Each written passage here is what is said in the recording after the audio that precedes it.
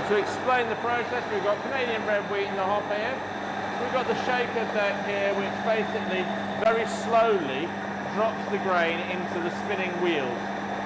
As you can see, it comes in looking like this. And then in the different stages, we've got our near 0-0 pasta pizza flour, semolina type product coming off, and this is a little bit of bran. And at the far end here, we have our waste product, which is just near pure bran. There's a few little white specks in there, which we don't really want, but that's pretty much pure bran there. Now today we're just really interested in producing enough flour for us to make a nice pasta dish in the restaurant. So we're nearly done.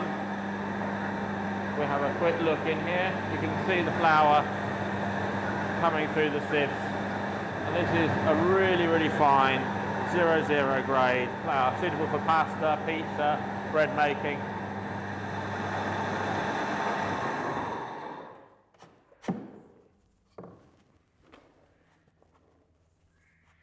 This is a 100% wholemeal flour, effectively.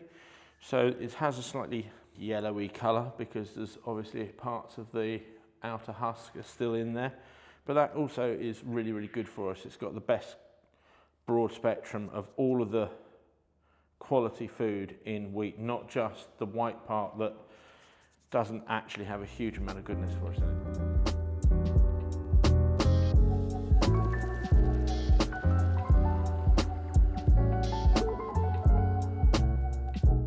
To start with, we're going to take some of the flour we milled a few minutes ago over the other side, and we're going to measure out 200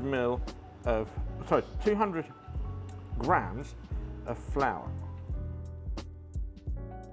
We're going to just make a well in the middle, put 2 whole eggs.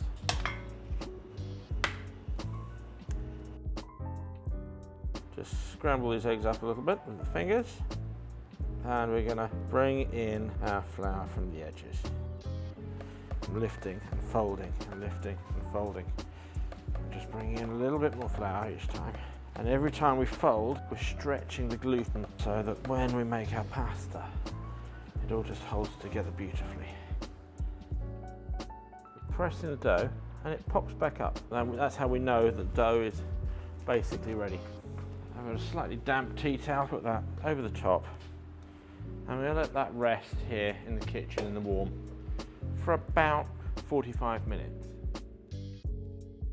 What we're going to do is we're going to roll out some of our lovely pasta. It's elastic. It's just a really nice dough now. I tend to go through twice on each thickness. Drop it down size. Getting real thin. You can, oh, that's light. You can almost see through it now. Just use our pasta cutter.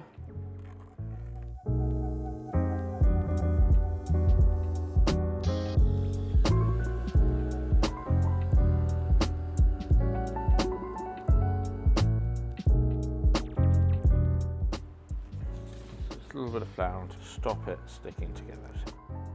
We've got a pan here with some peeled plum tomatoes.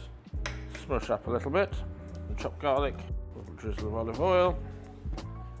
Toast that garlic through. Into this, we're going to put some basil. This is going to go on the heat.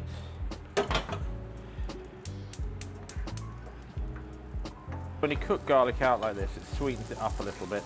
Otherwise, it can be a bit strong. And when you're making pasta, you can easily use a rolling pin. You don't have to have a fancy pasta mill like that. They're not massively expensive, but you don't need one. You could just use a rolling pin, but getting it thin and even is quite a challenge, unless you had a bit of experience at it. I've got just a little glug of brandy just here. That can go in there, won't hurt. And that'll give us all of the lovely cooking flavours of the garlic. Plus just a tiny bit of a brandy kick.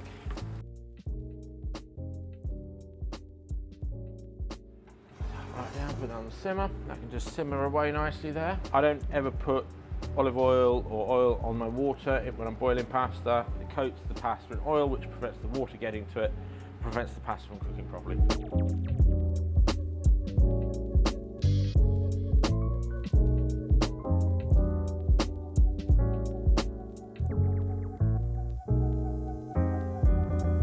In my opinion, pasta without Parmesan is just not really pasta. Nice sprig of basil just to finish. Should we give it a try? What do you reckon? Let me find a spoon.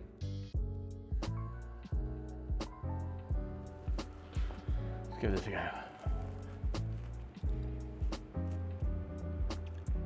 Oh, that's so yummy. Fresh pasta, tomato sauce, an entire plate of food that will keep you going all day. There is nothing better. It takes a few minutes. It really doesn't take very long to make pasta at all. And this just tastes so good.